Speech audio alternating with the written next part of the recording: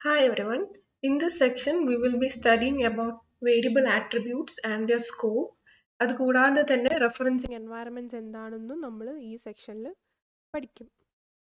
So first of all what is scope? ഒരു variable നമ്മൾ declare ചെയ്യുമ്പം ആ വേരിയബിൾ നമ്മൾ ഒരു പ്രോഗ്രാമിലാണ് യൂസ് ചെയ്യുന്നത്. പ്രോഗ്രാംസ് നമുക്ക് എഴുതാൻ പറ്റുന്ന ലാംഗ്വേജ് ക്യാൻ ബി C++, അങ്ങനെ ഡിഫറെൻറ്റ് പ്രോഗ്രാംസ് ഉണ്ട്. അപ്പം അതിൽ യൂസ് ചെയ്യുന്ന ഓരോ വേരിയബിളിനും അതിൻ്റെതായിട്ടുള്ള സ്കോപ്പുണ്ട്. സ്കോപ്പ് എന്ന് പറഞ്ഞാൽ നമ്മുടെ സാധാരണ പോലെയുള്ള മീനിങ് ആണ്. എത്രത്തോളം അത് വിസിബിൾ ആണ്, എത്രത്തോളം അത് ആക്സസിബിൾ ആണ് എന്ന രീതിയിലാണ് സ്കോപ്പ് നമുക്ക് ഡിഫൈൻ ചെയ്യാൻ പറ്റുന്നത്. That is A range of statements over which that particular variable is visible. അപ്പോൾ വേരിയബിൾസ് തന്നെ ലോക്കൽ വേരിയബിൾസും ഉണ്ട്, ഗ്ലോബൽ വേരിയബിൾസും ഉണ്ട്. ഞാൻ ലാസ്റ്റ് ക്ലാസ്സിൽ മെൻഷൻ ചെയ്തു, ഫംഗ്ഷൻ്റെ ഉള്ളിലുള്ള വേരിയബിൾസ് ആണ് ലോക്കൽ വേരിയബിൾ, ഫംഗ്ഷൻ്റെ പുറത്തുള്ള വേരിയബിൾസ് ആണ് ഗ്ലോബൽ വേരിയബിൾസ്. അപ്പോൾ അങ്ങനെ നോൺ ലോക്കൽ ആയിട്ടുള്ള വേരിയബിൾസ് ഉണ്ടാകുമ്പം അതൊരു പ്രോഗ്രാമിലാണ് നമ്മൾ ഡിക്ലെയർ ചെയ്യുമ്പം അത് നമുക്ക് ആ ഫംഗ്ഷൻ്റെ ഉള്ളിൽ മാത്രമേ അത് വിസിബിൾ ആവൂ, വേറെ എവിടെയും അതിൻ്റെ സ്കോപ്പ് ഉണ്ടാവില്ല. അതാണ് നോൺ ലോക്കൽ വേരിയബിൾസിനെ പറ്റിയുള്ള പറയുന്നത്. Then the third point you have is the scope rules of a language determine how references to names are associated with variables.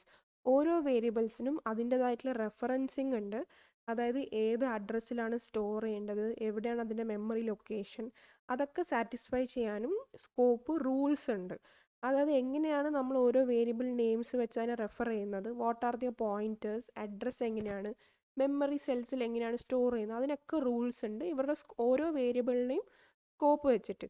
അപ്പം അങ്ങനെയാണ് നമ്മൾ സ്കോപ്പിനെ ഡിഫൈൻ ചെയ്യുന്നത്. സ്കോപ്പ് തന്നെ രണ്ട് രീതിയിലുണ്ട്, സ്റ്റാറ്റിക്കും ഡൈനാമിക് സ്കോപ്പ്. അപ്പോൾ ഫസ്റ്റ് നമ്മൾ സ്റ്റാറ്റിക് സ്കോപ്പാണ് നമുക്ക് ഈ ഒരു സെക്ഷനിൽ നമുക്ക് കൂടുതലും പഠിക്കാനുള്ളത്.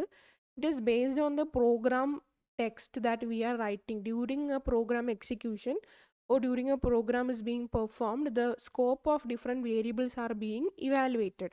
So നമ്മൾ ഒരു നെയിം നമ്മൾ ഡിക്ലെയർ ചെയ്യുമ്പം അതിൻ്റെ ഓരോ വേരിയബിളിനും അതിൻ്റെതായിട്ടുള്ള റെഫറൻസസ് ഉണ്ടാവും, അതിൻ്റെതായിട്ടുള്ള ഡിക്ലറേഷൻസും ഡെഫിനിഷൻസും ഉണ്ടാവും.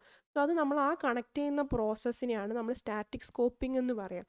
അതായത് നമ്മളിപ്പോൾ ഡിക്ലറേഷൻ, ഇപ്പോൾ ഒരു number n is declared as integer, അതിൻ്റെ ഡിക്ലറേഷൻ നോക്കും, അത് എവിടേക്കാണ് ഡിക്ലെയർ ചെയ്തിരിക്കുന്നതെന്ന് നോക്കും, ഫംഗ്ഷൻ്റെ ഉള്ളിൽ ലോക്കലാണോ ഫംഗ്ഷൻ്റെ പുറത്ത് ഗ്ലോബലാണോ അങ്ങനെയൊക്കെ നോക്കും. അങ്ങനെ ഓരോ വേരിയബിളിൻ്റെയും സ്കോപ്പിംഗ് നോക്കും. സോ സ്റ്റാറ്റിക് സ്കോപ്പിംഗ് എന്ന് പറയുന്നത് നമ്മൾ അതിനെ സ്പെസിഫിക് ആയിട്ട് അതിനെ എൻക്ലോസ് ചെയ്യുമ്പോഴാണ്. അതിന് കൂടാതെ തന്നെ you have static ancestors, that is the nearest static ancestor is called a static parent. അതായത് ഒന്നിൽ കൂടുതൽ വേരിയബിൾസ് ഇങ്ങനെ വരുമ്പോൾ സ്റ്റാറ്റിക് സ്കോപ്പിംഗ് ഒക്കെ അടുപ്പിച്ചിട്ടുണ്ടാകുമ്പം the nearest ancestor-നെയാണ് we call it as static parent. Next also we have variables can be in hidden mode. അതായത് ഒരു യൂണിറ്റിൽ തന്നെ ഒരു variables ഉണ്ടാകുമ്പം they are having a closer variable with the same name. ഇപ്പം രണ്ടിൽ കൂടുതൽ variable അല്ലെങ്കിൽ ഒന്നിൽ കൂടുതൽ വേരിയബിൾ സെയിം നെയിംസ് ഉണ്ടാകുമ്പോൾ അത് ക്ലോസർ ആയിട്ട് വരുമ്പം അവരെ നമുക്ക് ഹൈഡ് ചെയ്യാൻ പറ്റും. ഫോർ എക്സാമ്പിൾ നിങ്ങൾക്കൊരു എക്സാമ്പിൾ ഇവിടെ കാണാം, ഹിഡൻ വേരിയബിൾസ്. എഡ എന്ന് പറഞ്ഞ പ്രോഗ്രാമിംഗ് ലാംഗ്വേജിൽ you are giving unit dot name, C++ൽ class name and a scope resolution operator and name. ഇതൊരു ഫംഗ്ഷൻ ഡിക്ലെയർ ചെയ്യുന്ന സമയത്ത് വരുന്നതാണ്. ഫംഗ്ഷൻ എന്ന് പറയുന്നത് എന്തെങ്കിലും ഒരു സെറ്റ് ഓഫ് പ്രൊസീജിയർ ഒറ്റയടിക്ക് ചെയ്യാനാണ് നമ്മൾ ഫംഗ്ഷൻ യൂസ് ചെയ്യുന്നത്, അതിൻ്റെ ഡെഫിനിഷനാണിത്. അപ്പോൾ ആ സമയത്ത് ഇവിടെ ഹിഡൻ വേരിയബിൾസും ആക്സസിബിൾ ആണ്, കാരണം ഇവിടെ നെയിമും ഇവിടെ ക്ലാസിൻ്റെ നെയിം, ദെൻ അഡയിലാണെങ്കിൽ യൂണിറ്റ് നെയിം. സോ ഈ ഹിഡൻ വേരിയബിൾസ് എന്ന് പറഞ്ഞാൽ അവർ ഒരു വേരിയബിളും വേറെ വേരിയബിളും ക്ലോസർ ഇൻ സെൻസ് ആയിരിക്കും, ബട്ട് ആക്ച്വൽ മീനിങ് ഡിഫറിങ്. അതിനെയാണ് ഹിഡൻ വേരിയബിൾസ് എന്ന് പറയുക. സോ ആ വേരിയബിൾസ് എല്ലാം ഹിഡൻ ആയിരിക്കും. Next you have blocks. Blocks എന്ന് പറഞ്ഞാൽ നമ്മുടെ സ്റ്റാറ്റിക് സ്കോപ്പിംഗ് എല്ലാം അല്ലെങ്കിൽ സ്റ്റാറ്റിക് സ്കോപ്പ് വരുന്നത് ഒരു വേരിയബിൾ എവിടെയാണ് ഡിക്ലെയർ ചെയ്തിരിക്കുന്നത് ആ ബ്ലോക്കിൻ്റെ അകത്താണ്. So block means a method of creating static scope inside program units.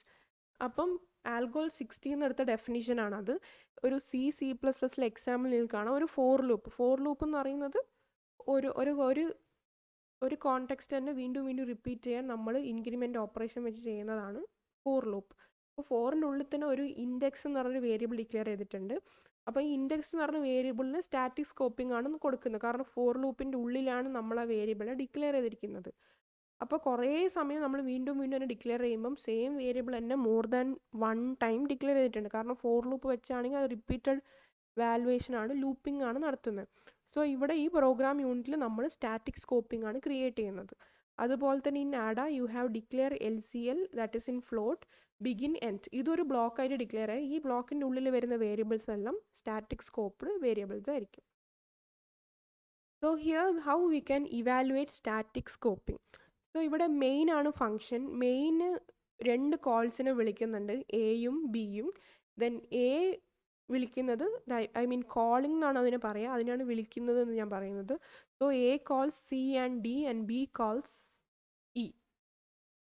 അപ്പം എങ്ങനെയാണ് ഈ നമുക്ക് ഫിഗറിൽ നോക്കുമ്പോൾ അതായത് ഒരു ട്രീ റെപ്രസെൻറ്റേഷൻ നമുക്ക് ഇങ്ങനെ കാണുന്നത്.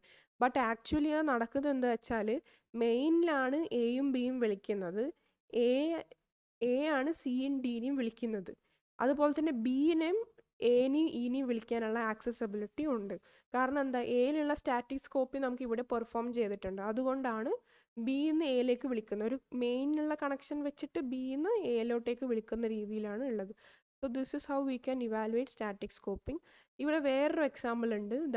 അതന്നെ ആ എക്സാമ്പിൾ തന്നെ പിക്ടോറിയൽ റെപ്രസെൻറ്റേഷൻ ആയിട്ടുള്ളതാണ്.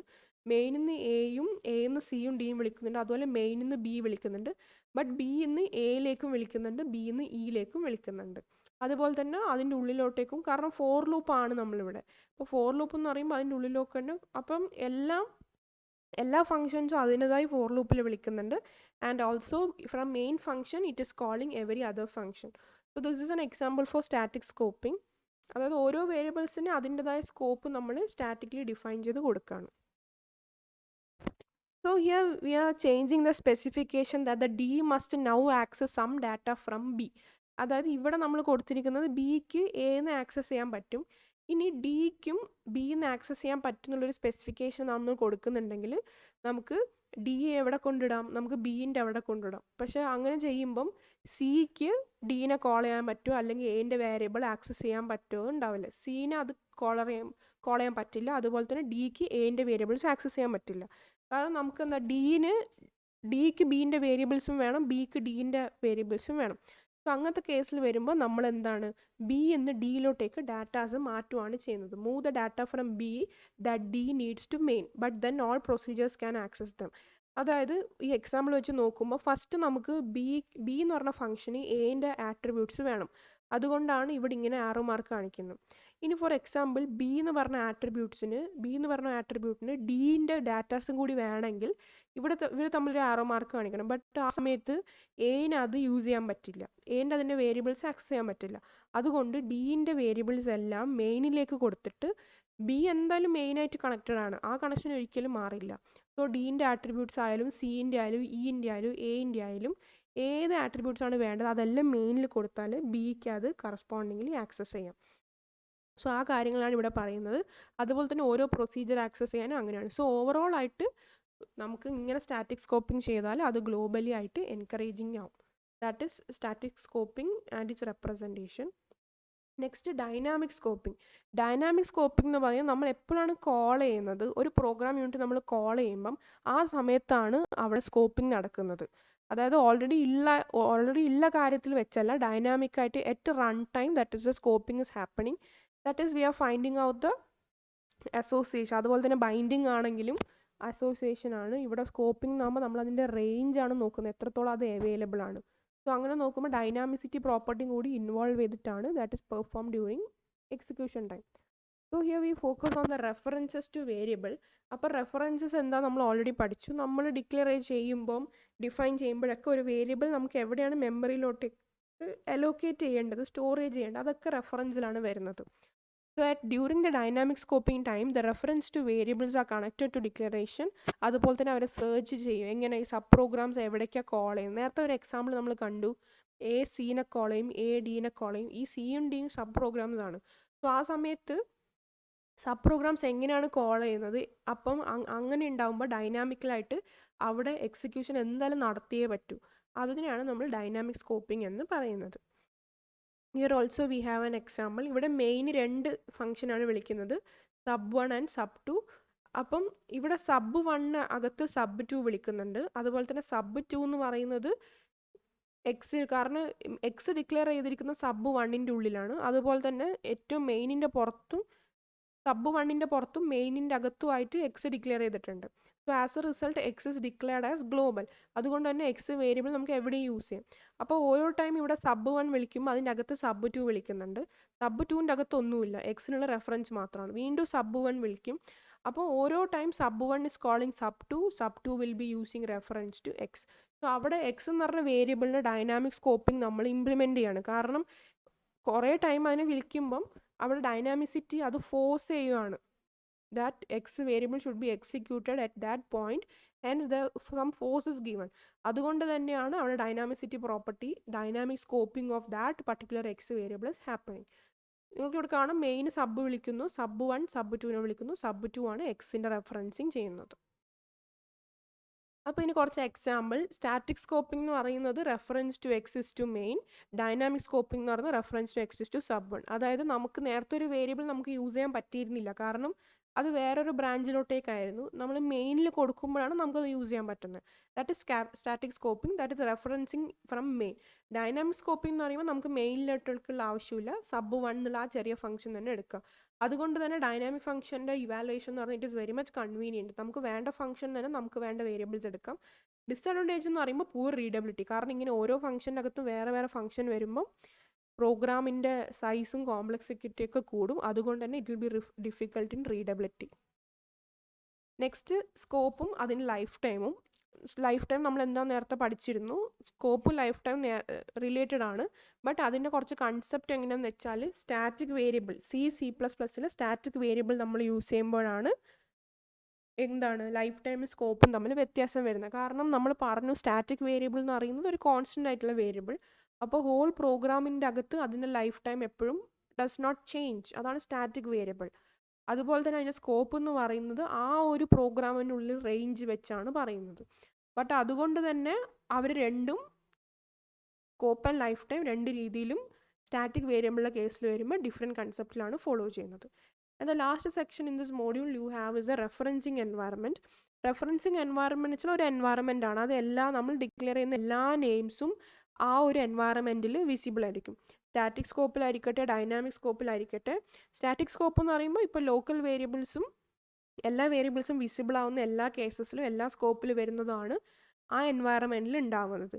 ഡൈനാമിക് സ്കോപ്പിംഗ് വരുമ്പോൾ നമ്മൾ റെഫറൻസ് ചെയ്യുമ്പോൾ തന്നെ ലോക്കൽ വേരിയബിൾസും വരും, അതുകൂടാതെ തന്നെ വിസിബിൾ ആയിട്ടുള്ള ആക്റ്റീവ് സബ് പ്രോഗ്രാംസും വരും.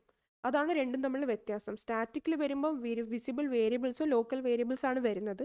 ഡൈനാമിക് സ്കോപ്പിംഗ് ലാംഗ്വേജിൽ റെഫറൻസിങ് എൻവയറമെൻറ്റ് ചൂസ് ചെയ്യുമ്പോൾ ലോക്കൽ വേരിയബിൾസും വരും, ഓൾ വിസിബിൾ വേരിയബിൾസും വരും. But provided visible variables are from all the active sub programmes. അതുപോലെ തന്നെ ഒരു സബ് പ്രോഗ്രാം എന്ന് പറയുന്നത് അത് ആക്റ്റീവ് ആവുന്നത് എപ്പോഴാണ്, അതിൻ്റെ എക്സിക്യൂഷൻ തുടങ്ങിയിട്ടുണ്ട് ബട്ട് തീർന്നിട്ടില്ല. അപ്പോൾ ഇത്രയും കാര്യങ്ങളാണ് റെഫറൻസിങ് എൻവയറമെൻറ്റിൽ വരുന്നത്. ഇത്രയും കാര്യങ്ങളാണ് മോഡ്യൂൾ ഫസ്റ്റിൽ വരുന്നത്. Thus we come to the end of this section. Thank you.